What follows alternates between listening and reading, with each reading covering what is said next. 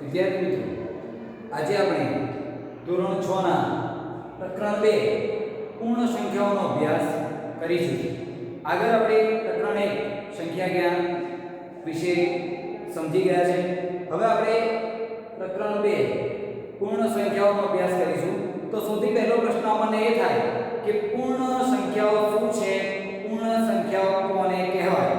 તો પૂર્ણનો મતલબ શું છે? પૂરું. તો અહીંયા પૂર્ણ સંખ્યા એટલે કે જે સંખ્યાઓ શૂન્યની શરૂઆત કરી 1 2 3 4 5 એમ અનંત સુધી વિસ્તરેલી હોય તે સંખ્યાને આપણે પૂર્ણ સંખ્યા કહીએ છીએ. ત્યારબાદ આપણને બીજો પ્રશ્ન, બીજી વસ્તુ એ છે કે પ્રાકૃતિક સંખ્યા. બીજી સંખ્યા છે પ્રાકૃતિક સંખ્યા. તો વિદ્યાર્થી મિત્રો ધ્યાન રાખજો કે પૂર્ણ સંખ્યા અને પ્રાકૃતિક સંખ્યામાં શું તફાવત છે. તો પ્રાકૃતિક સંખ્યાની શરૂઆત 1 થી થાય છે અને પ્રાકૃતિક સંખ્યા એટલે કે જે નંબર આપવા માટે ઉપયોગમાં આવે છે એ સંખ્યાઓ એટલે કે 1 2 3 4 5 6 એમ અસંખ્ય સુધી પણ પ્રાકૃતિક સંખ્યાઓ આવેલી છે. તો આ બંને વચ્ચેનો તફાવત એ છે કે પૂર્ણ સંખ્યાની અંદર શૂન્યનો સમાવેશ થાય છે.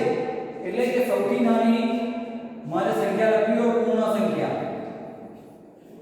તો સૌથી નાની પૂર્ણ સંખ્યા કઈ કહેવાય? તો શૂન્ય. કેમ કે એની શરૂઆત શૂન્યથી થાય છે. જ્યારે સૌથી નાની પ્રાકૃતિક સંખ્યા લખવી હોય તો કઈ આવશે? 1. કારણ કે પ્રાકૃતિક સંખ્યામાં સૌથી નાની સંખ્યા કઈ આપેલી છે? પહેલી 1 છે. એટલે આ રીતે આપણે પૂર્ણ સંખ્યા અને પ્રાકૃતિક સંખ્યાને સમજી શકીએ છીએ. ત્યારબાદ હવે આપણે જોઈશું કેટલાક પ્રાકૃતિક સંખ્યા અને પૂર્ણ સંખ્યા માટે સંખ્યા રેખા પર દર્શાવવાની વિગતો. હવે આપણે જોઈએ સંખ્યા રેખા પર કેવી રીતે સંખ્યાઓને દર્શાવવામાં આવે છે. તો આપણે જોઈશું સંખ્યા રેખા. સંખ્યા રેખા એટલે કે જે રેખા સંખ્યા દર્શાવતી હોય છે તેને આપણે સંખ્યા રેખા કહીએ છીએ. અહીંયા ધ્યાન રાખજો, મેં અહીંયા એક સંખ્યા રેખા બતાવી છે. હવે રેખા છે તે બંને બાજુ અનંત હોય પણ આપણે ડાબી બાજુના પૂર્ણાંકો નહીં લઈએ. અહીંયા શરૂઆત કરીશું શૂન્યથી. 0 1 2 3 4 5 6 7 8 9. હજુ પણ આગળ આપણે દર્શાવી શકીએ છીએ આ બાજુ શૂન્ય છે. શૂન્યની તમને પ્રશ્ન એ થાય કે શું શૂન્યની ડાબી બાજુએ અંકો આવેલા છે? હા, ડાબી બાજુએ અંકો સંખ્યા રેખા પર છે જે ઋણ પૂર્ણાંકો છે, પણ તેની આપણે અત્યારે જરૂર નથી. તેના વિશેનો અભ્યાસ આપણે ધોરણ 7 માં આગળ, જ્યારે ધોરણ 7 માંથી ધોરણ 8 ની અંદર આગળ 7મા અને 8મા ધોરણમાં જઈશું ત્યારે આપણે શીખીશું. અત્યારે ફક્ત ધોરણ 6 ની અંદર આપણે સંખ્યા રેખા પર જે શૂન્યથી આગળના અંકો છે જમણી બાજુના ધન પૂર્ણાંકો એ દર્શાવવાના છે. તો આપણે જોઈએ 0 અને 1 આ બંને અંકો વચ્ચે લગભગ અત્યારે મેં આશરે દોરેલી છે સંખ્યા રેખા, પણ આ બંને અંકો વચ્ચે કેટલું અંતર હશે? 1 સેન્ટીમીટર. આમ દરેક બે અંકો વચ્ચે, ક્રમિક અંકો વચ્ચે 1 સેન્ટીમીટર અંતર રાખી અને આપણે સંખ્યા રેખા દોરવાની છે. સંખ્યા રેખા દોર્યા પછી તેની અંદર શૂન્યથી શરૂ કરી આ રીતે ક્રમિક પૂર્ણાંકો આપણે દર્શાવવાના છે. એટલે વિદ્યાર્થી મિત્રો તમે સરળતાથી સંખ્યા રેખા બતાવી શકશો. ત્યારબાદ હવે આ સંખ્યા રેખા પરથી સરવાળા અને બાદબાકીના દાખલા પણ જોઈશું.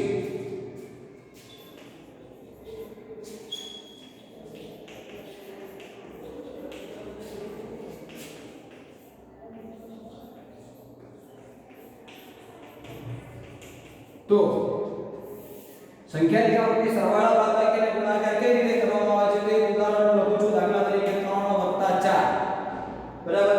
3 + 4 આપણે સંખ્યા રેખા પર કઈ રીતે ગણીશું? તો સૌથી પહેલા સંખ્યા રેખા પરથી એટલે કે સંખ્યા રેખા આપણે દોરીશું. સંખ્યા રેખા દર્શાવ્યા પછી પહેલો અંક 0 1 2 3 4 5 6 7 8 9 10 11 12 એમ આગળ અંકો દર્શાવી શકીએ છીએ. તો પહેલો અંક આપણો કયો છે? 3. એટલે આપણે શરૂઆત કરીશું સરવાળાની અંક 3 થી. 3 થી 4 એકમ કઈ તરફ જવાનું છે? વત્તા એટલે કે જમણી તરફ જ જવાનું છે. યાદ રાખજો, જ્યારે પણ સરવાળો કરવાનો હોય તો આપણે જમણી તરફ જઈશું. ડાબી તરફ ક્યારે જઈશું? જો બાદબાકી કરવાની હશે તેવો. અત્યારે આપણે સરવાળો છે એટલે 4 એકમ જમણી તરફ ખસી ત્યાંથી તો 1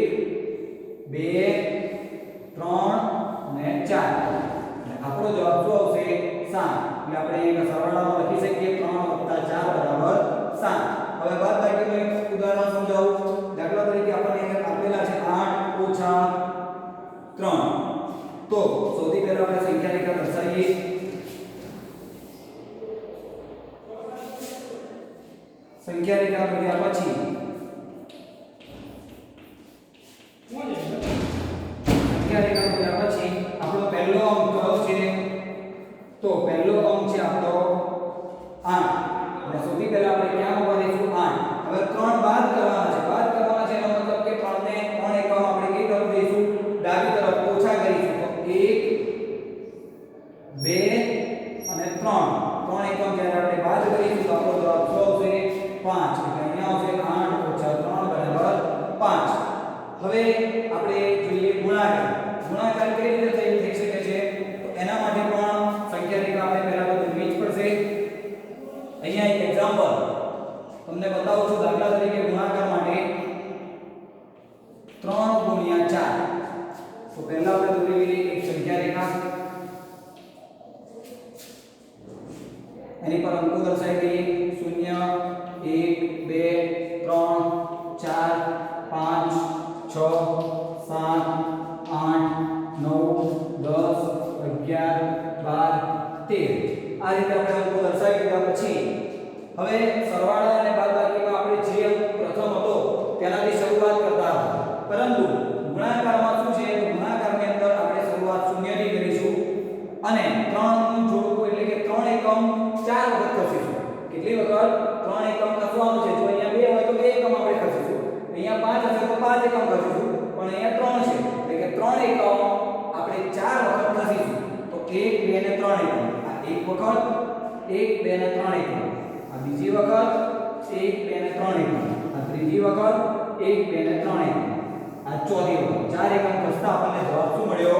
12. અહીં લખી શકીશું 3 × 4 એટલે 3 ચોક 12 આપણો જવાબ મળશે આપણને. તો વિદ્યાર્થી મિત્રો, તમને સંખ્યા રેખા પરની સરવાળા, બાદબાકી અને ગુણાકારની સમજ પડી હશે. ત્યાર પછી આપણે જોઈએ સંખ્યા રેખા કેટલાક પૂર્ણ સંખ્યાના ગુણધર્મો.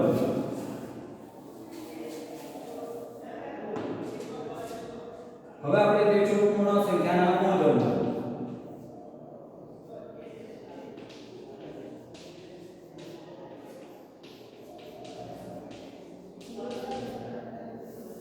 તો ગુણધર્મો આપણને શામાં ઉપયોગી છે?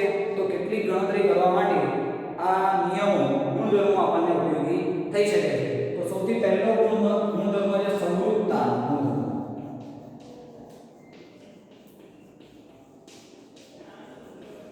વિદ્યાર્થી મિત્રો, શબ્દ અઘરો છે પરંતુ એની સમજ, એને સમજવું ખૂબ સરળ છે. ફક્ત શબ્દ પરથી આપણે ગભરાવાની જરૂર નથી. જોઈએ સમરૂપતા. સમરૂપતા એટલે શું? એટલે કે હું લખી શકું છું કે પૂર્ણ સંખ્યાઓ સરવાળા અને બાદબાકી માટે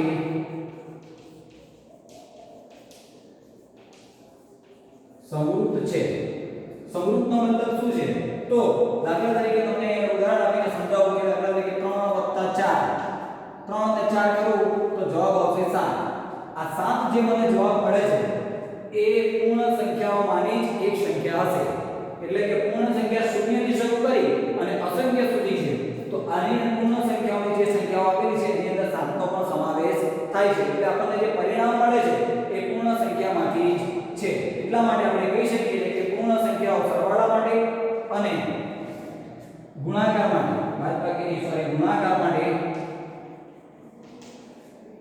સમરૂપ છે. ગુણાકાર શબ્દ અહીંયા વાપર્યો છે. મેં તો 3 × 4 કરી આપણે તો 3 ચોક 12. તો 12 જે જવાબ મળે છે એ પણ શું છે?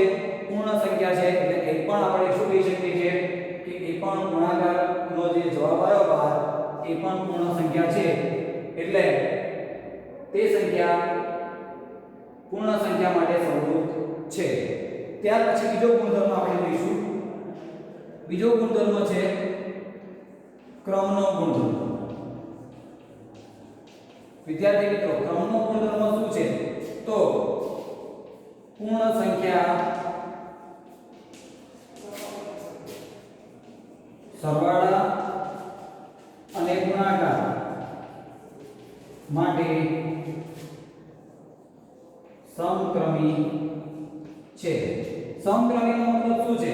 સમક્રમી એટલે કે દાખલા તરીકે મારે 2 + 3 કરું તો અથવા 3 + 2 કરું તો પણ જવાબ મને કેવો મળશે 5 એટલે કે એક સરખો જ મળશે તે રીતે ગુણાકારમાં પણ હું 4 × 3 કરું કે 3 × 4 કરું તો પણ જવાબ મને શું મળશે એક જ મળશે એટલે આ પરથી કહી શકાય કે પૂર્ણ સંખ્યાઓ સરવાળા અને ગુણાકાર માટે સમક્રમી છે હવે ત્રીજો ગુણધર્મ છે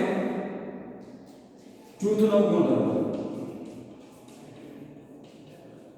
જૂથનો ગુણધર્મ શું દર્શાવે છે તો પૂર્ણ સંખ્યાઓના ચોક્કસ જૂથ બનાવીને આપણે સરવાળા કે ગુણાકાર કરી શકીએ છીએ દાખલા તરીકે અહીંયા 2 + 3 + 5 આ જૂથનો સરવાળો 2 + 3 ને 5 8 એટલે કે જવાબ આવે 10 તો આ જૂથ હું આ રીતે તૈયાર કરું કે 2 + 3 અને 5 બાર રાખી આનો સરવાળો કરીએ તો 3 + 2 કૌંસની અંદર પહેલા કેટલા થશે 5 અને 12 બીજા 5 એટલે 5 ને 5 10 બંને વખત પરિણામ કેવું મળે છે જવાબ કેવો મળે છે એક સરખો જ મળે છે આ જ રીતે ગુણાકારમાં પણ 2 × 3 × 5 અને એનો જવાબ 2 ના 2 3 × 5 5 તરી 15 એટલે કે 15 × 2 15 દુ 30 અને આમ પણ કરી શકાય 2 × 3 × 5 તો એનો સરવાળો એનો ગુણાકાર 3 દુ 6 કૌંસનો ગુણાકાર 6 અને 5 વડે ગુણીએ એટલે 6 × 5 30 બંનેનું પરિણામ કેવું મળે છે આપણને એક સરખું જ મળે છે એટલે આ રીતે આપણે જૂથનો ગુણધર્મ સરવાળા માટે અને ગુણાકાર માટે દર્શાવી શકીએ છીએ ત્યાર પછીનો ગુણધર્મ છે આપણો વિભાજનનો ગુણધર્મ ત્રણ ગુણધર્મ આપણે જોયા હવે ચોથો ગુણધર્મ આપણે જોઈશું વિભાજનનો ગુણધર્મ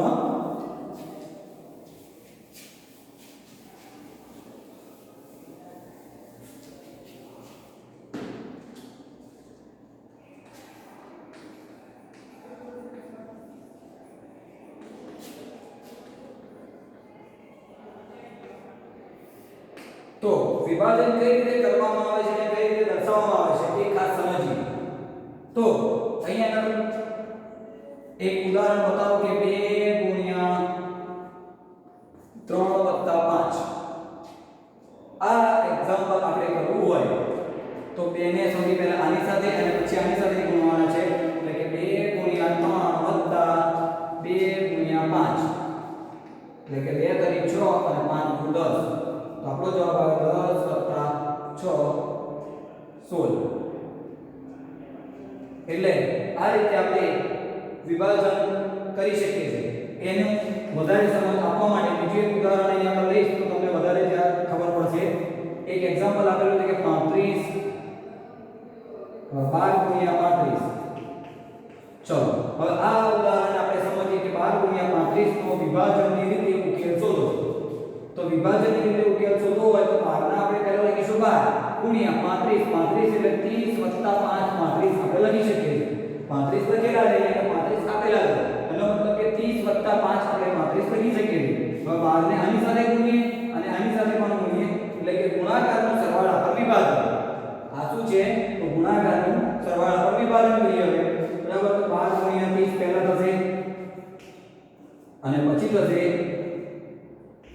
12 × 5 તો અહીંયા શું થયા તો પહેલા 12 × 30 360 વત્તા 12 × 5 60 હવે આ બંનેનો સરવાળો શું 360 વત્તા 60 કેટલા થયા તો 420 આપણને જવાબ મળે છે તો વિદ્યાર્થી મિત્રો આ રીતે ગુણાકારનો સરવાળા પર વિભાજન કરી અને આપણે જે રકમ છે તેનો જવાબ મેળવી શકીએ છીએ હવે આગળનો એક બીજો ગુણધર્મ છે તટસ્થ સંખ્યા નું અસ્તિત્વ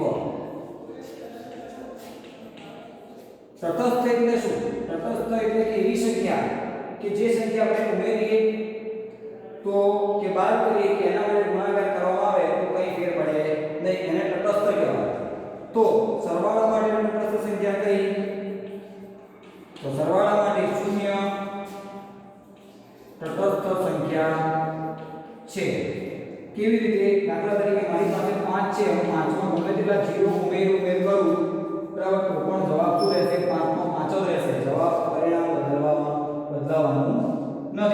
જ્યારે ગુણાકાર માટે, તો ગુણાકાર માટે વિદ્યાર્થી મિત્રો અહીંયા તટસ્થ સંખ્યા શૂન્ય નહીં થાય, કેમ કે કોઈ પણ સંખ્યાને જો શૂન્ય વડે ગુણવામાં આવે તો જવાબ શૂન્ય થઈ જાય છે, પરંતુ ગુણાકાર માટે તટસ્થ સંખ્યા કઈ છે? એક તટસ્થ સંખ્યા છે, એટલે કે હું કોઈ પણ સંખ્યાને, દાખલા તરીકે 13 છે, તેને ગમે તેટલી વખત 1 વડે ગુણીશ તો પણ જવાબ શું રહેશે? પરિણામ જે સંખ્યા આપેલી છે તે, તો 13 જ રહેશે. એટલે કે આ રીતે સરવાળા માટે તટસ્થ સંખ્યા 0 આપણે કહી શકીએ છીએ અને ગુણાકાર માટે તટસ્થ સંખ્યા કહી શકીએ છીએ 1. એ તટસ્થ સંખ્યા છે. તો વિદ્યાર્થી મિત્રો આ રીતે તમને અત્યારે મેં સમજ આપી પૂર્ણ સંખ્યાઓની અને પ્રાકૃતિક સંખ્યાઓની સમજ આપી. ત્યારબાદ પૂર્ણ સંખ્યાઓને આપણે સંખ્યા રેખામાં દર્શાવી, ત્યારબાદ પૂર્ણ સંખ્યાઓને સંખ્યા રેખાની મદદથી સરવાળા, બાદબાકી અને ગુણાકારના કેટલાક એક્ઝામ્પલ જોયા અને પૂર્ણ સંખ્યાઓના કેટલાક ગુણધર્મો, 5 ગુણધર્મો આપણે જોઈ ગયા. પાંચે 5 ગુણધર્મોની મેં સમજ આપી, તે તમને ખ્યાલ આવ્યો છે. વધુ આવતા અંકે ઘરમાં રહો, સુરક્ષિત રહો.